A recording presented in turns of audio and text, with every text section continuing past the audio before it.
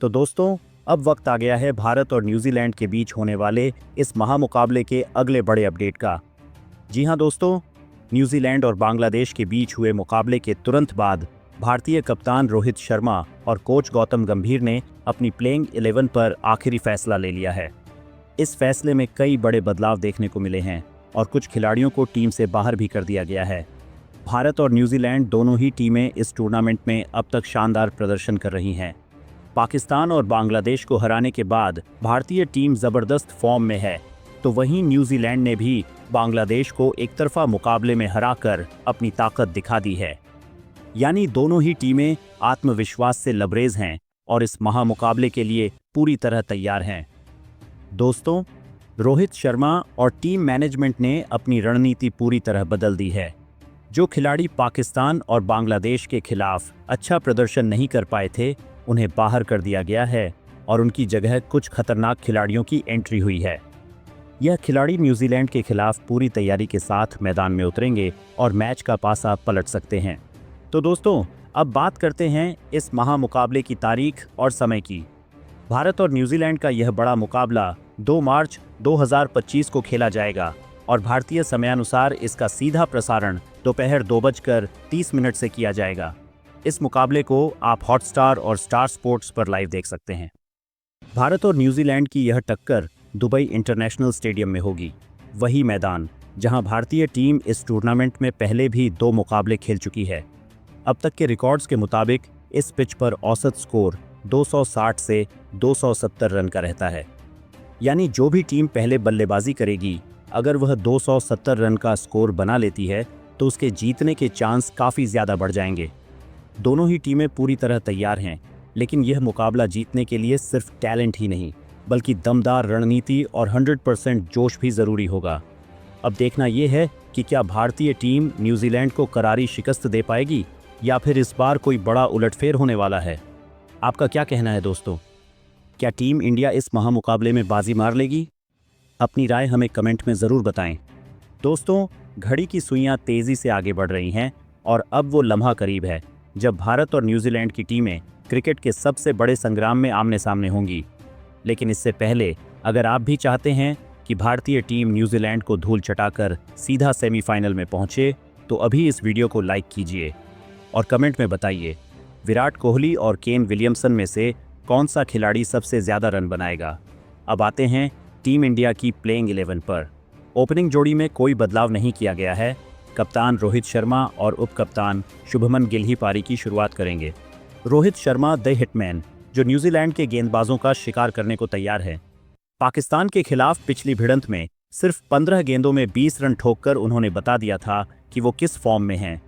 लेकिन इस बार न्यूजीलैंड के खिलाफ उन्हें और भी बड़ी पारी खेलनी होगी। जब रोहित लय में होते हैं तो गेंदबाजों के लिए सिर्फ एक ही ऑप्शन बचता है, भागो या छुप जाओ। उनका सबसे बड़ा हथियार उनका खतरनाक पुल शॉट। तेज़ गेंदबाजों की बखिया उधेड़ने में वो माहिर हैं और यही वजह है कि न्यूजीलैंड के पेस अटैक को उनसे बचकर रहना होगा। स्पिनर्स के लिए भी मुसीबत खड़ी होने वाली है, क्योंकि ईश सोढ़ी और मिचेल सेंटनर के खिलाफ भी रोहित शानदार बैटिंग करते हैं। क्या इस बार हमें एक विस्फोटक शतक देखने को मिलेगा? अब बात करते हैं टीम इंडिया के classic stroke player Shubman Gill की। गिल इस वक्त अपने करियर की सबसे बेहतरीन फॉर्म में हैं। पाकिस्तान के खिलाफ उन्होंने 52 गेंदों में 46 रन बनाए और बांग्लादेश के खिलाफ तो शतक ठोककर बता दिया कि वो किसी से कम नहीं। इस महामुकाबले में उनकी जिम्मेदारी होगी पारी को स्थिरता देना और सही मौके पर गियर बदलना। गिल की सबसे बड़ी ताकत उनकी बेहतरीन टाइमिंग और तकनीक। जब वो कवर ड्राइव लगाते हैं तो ऐसा लगता है जैसे गेंद खुद उनसे टकराने चली आई हो।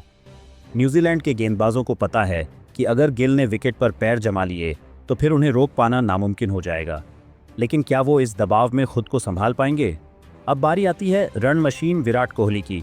न्यूजीलैंड के खिलाफ नंबर 3 पर उतरेंगे विराट कोहली, वो खिलाड़ी जो दबाव को पसंद नहीं करता बल्कि उसे कुचल देता है।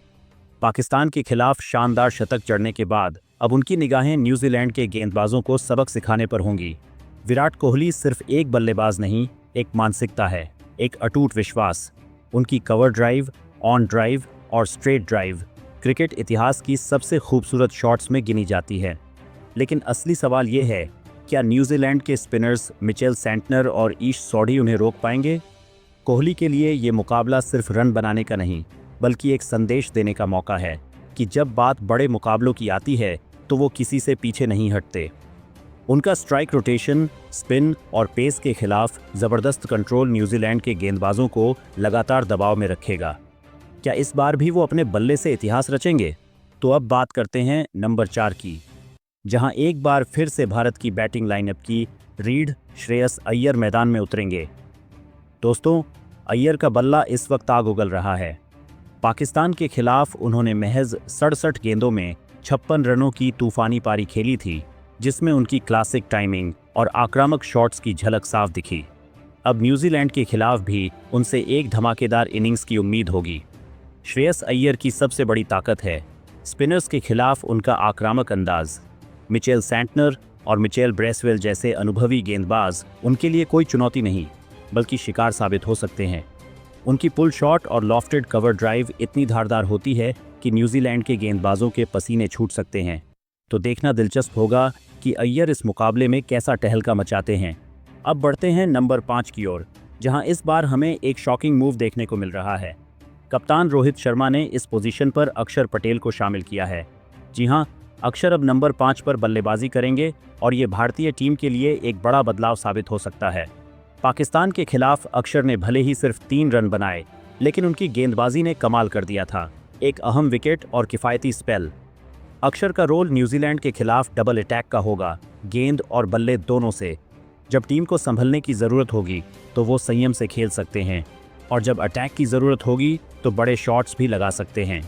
अब बात करते हैं नंबर 6 की, जहां विकेटकीपर बल्लेबाज के रूप में एक बार फिर केएल राहुल नजर आएंगे। पहले ऐसा लग रहा था कि ऋषभ पंत को इस मैच में मौका मिलेगा, लेकिन अब साफ हो चुका है कि राहुल ही प्लेइंग 11 का हिस्सा होंगे। पाकिस्तान के खिलाफ राहुल की विकेट कीपिंग ज़बरदस्त रही थी। तेज स्टंपिंग, बेहतरीन कैचिंग और शानदार ग्लव वर्क। न्यूजीलैंड के खिलाफ भी उनका रोल क्रिटिकल रहेगा, और बल्ले से भी राहुल मैच को स्थिरता देने का दम रखते हैं। जब टीम मुश्किल में हो तो वो संयम से पारी को आगे बढ़ाते हैं, और जब वक्त आता है तो गियर बदलकर गेंदबाजों पर हमला भी कर सकते हैं। न्यूजीलैंड के तेज गेंदबाजों के खिलाफ उनकी तकनीक और धैर्य का इम्तिहान होगा, लेकिन राहुल ने पहले भी मुश्किल परिस्थितियों में टीम को उबारा है। विकेट के पीछे भी उनका रोल काफ़ी अहम साबित होगा, खासकर स्पिनर्स को सपोर्ट करने में। अब बात करते हैं नंबर 7 की, जहां हमें टीम इंडिया के सबसे बेहतरीन ऑलराउंडर्स में से एक हार्दिक पांड्या मैदान में नजर आएंगे। हार्दिक वो खिलाड़ी हैं जो अकेले दम पर मैच का रुख बदलने की ताकत रखते हैं। न्यूजीलैंड के खिलाफ भी उनकी भूमिका बेहद अहम रहने वाली है, क्योंकि वो गेंद और बल्ले दोनों से टीम के लिए एक्स फैक्टर साबित हो सकते हैं।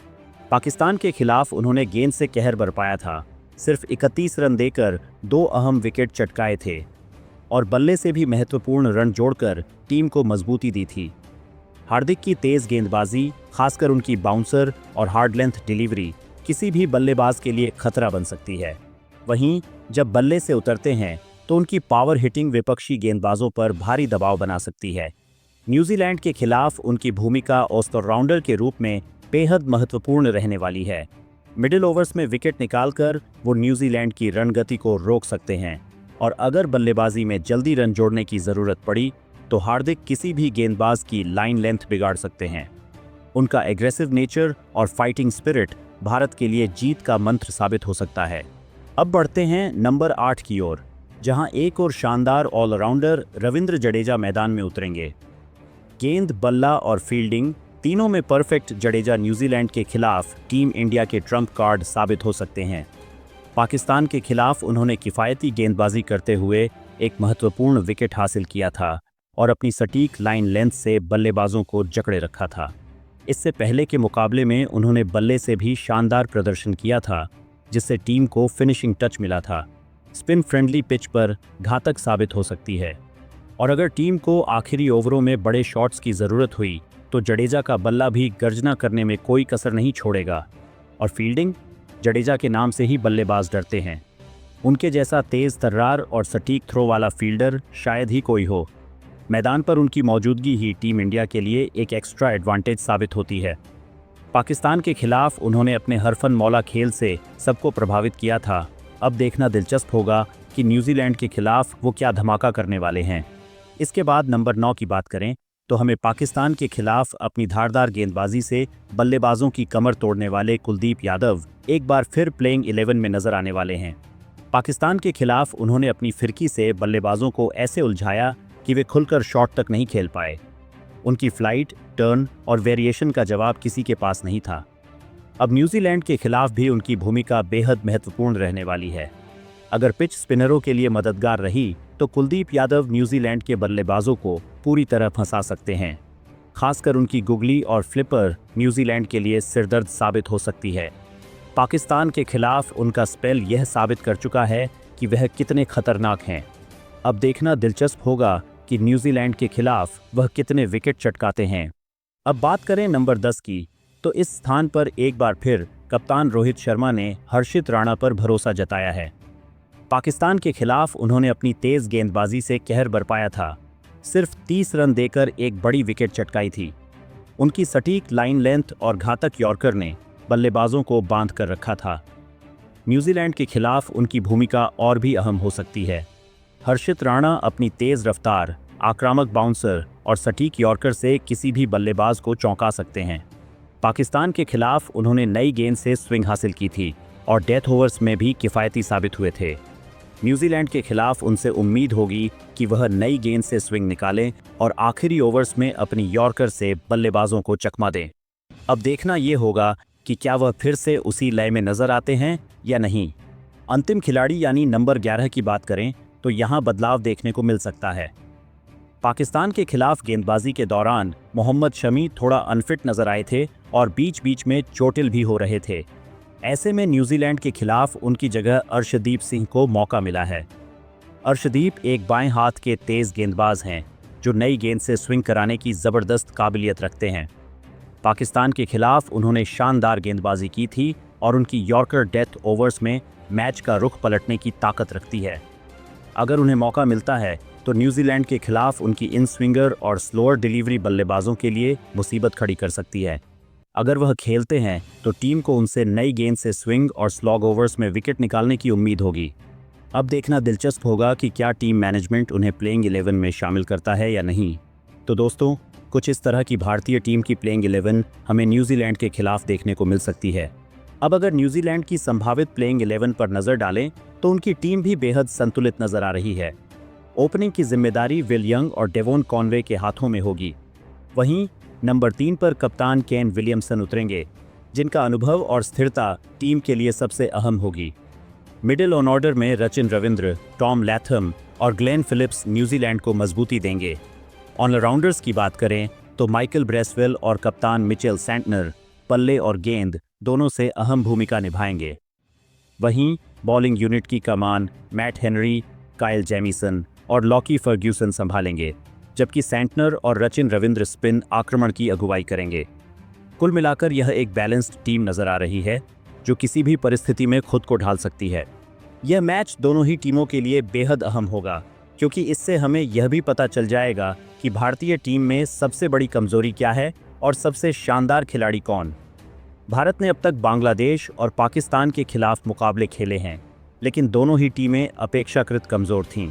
इसी वजह से कप्तान और कोच अब तक यह नहीं समझ पाए हैं कि टीम में कौन सा डिपार्टमेंट कमज़ोर है और किन खिलाड़ियों को और निखारने की ज़रूरत है।